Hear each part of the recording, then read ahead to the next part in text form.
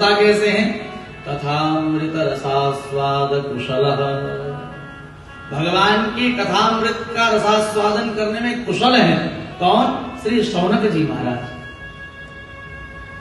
जो श्रोता है वो भगवान की कथा को तल्लीनता से सुनने वाला, असूया बुद्धि, दोष रहित होकर के उसको कथा का श्रवण करना चाहिए।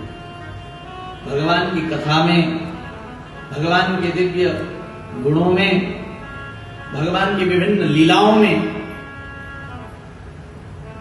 और भगवान की सन्निधि में उसको दोषानुदर्शन नहीं करना चाहिए। ये श्रोता का लक्षण होना चाहिए। भगवान की कौन सी कथा? भागवत जी की वही कथा अच्छा जिसमें भगवान ने, व्यास जी सुनाते हैं कि धुंधकारी मुक्त हो गया, वही वाली कथा आप सुनने जा रहे हैं। ऐसा नहीं, भगवान की कथा जितनी बार सुनिए, बड़ी श्रद्धा से सुनिए। मानिए कि मैं नई कुछ सुनने जा रहा हूं। प्रतिदिन प्रसाद पाते हैं ना, प्रतिदिन पाते हैं। ऐसा हुआ किसी दिन की दाल चावल से मन भर गया हो, और चीजों से मन भर सकता है, लेकिन ये तो चाहिए ही चाहिए। ऐसे ही भक्त का जो जीवन है वो भगवान की कथा से युक्त होना चाहिए। तो नैमिषारण्य की भूमि है, ये बड़ी पवित्र भूमि है। इसी भूमि पर भगवान श्री राम ने अश्वमेध यज्ञ किया। इसी भूमि पर सौनकादि 88,000 ऋषि श्रीमद् भागवत का दीर्घकाल अनुष्ठान कर रहे हैं। हजारों वर्ष का अनुष्ठान इसी भूमि पर हुआ है। एक बार ऋषियों को तपस्या करना होगा। ब्रह्मा जी के पास जाकर के निवेदन किया, महाराज हमको पृथ्वी पर कोई ऐसा स्थान चाहिए जहां पर जाकर के हम भगवान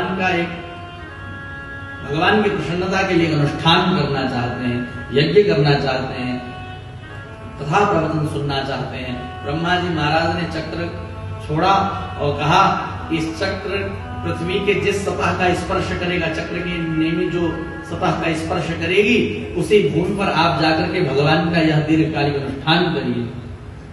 उसी चक्र का आश्रय ग्रहण करते हुए ऋषि मुनि चक्र के पीछे पीछे चले। महाराज उस चक्र ने भारत की इस दिव्य भूमि नैमिषारण्य में, जो चक्र की नेमी थी जहां स्पर्श की, वो पूरा जंगल, तो उसको श्री नैमिषारण्य धाम के नाम से हम जानते हैं। आज भी वहां चक्र तीर्थ में हम दर्शन कर रहे हैं। आप सब गए हैं नैमिषारण्य? अभी नहीं गए। जो नहीं गए वो जा सकते हैं। तो नैमिषारण्य की जो भूमि है वो अपने आप में बड़ी दिव्य पवित्र भूमि है। वहां पर आज भी कलयुग का प्रवेश नहीं है। उस चक्र तीर्थ की मान्यता है कि चक्र तीर्थ में जिसने एक बार वो चारों तरफ जल है, जो एक बार चक्र तीर्थ में स्नान करके एक परिक्रमा कर ले, उसको फिर इस 84 के चक्कर से भगवान मुक्त कर देते हैं। इतने निष्ठा होकर के चक्र तीर्थ का आश्रय है।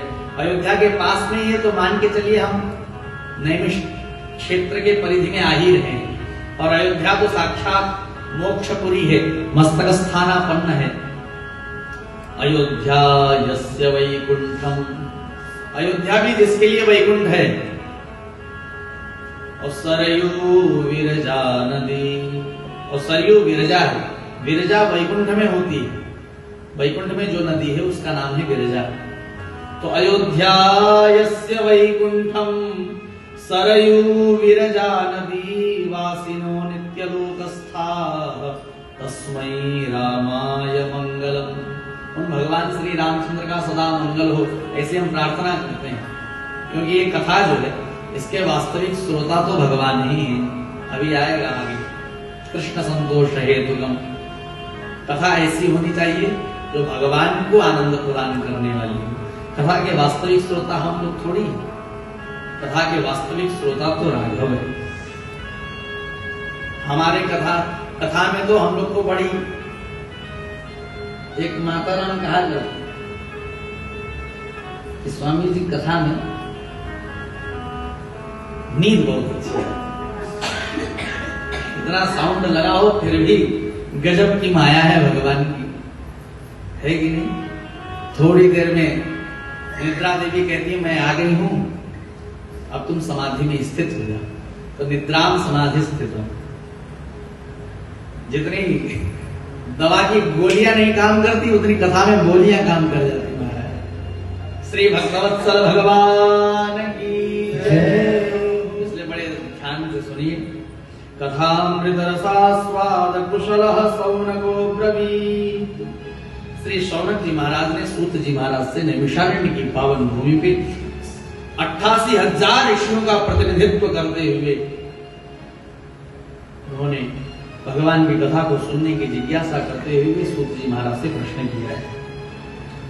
शौनक उवाच अज्ञानध्वांत विध्वंस कोटि सूर्य समप्रभा सूताख्या हि कथा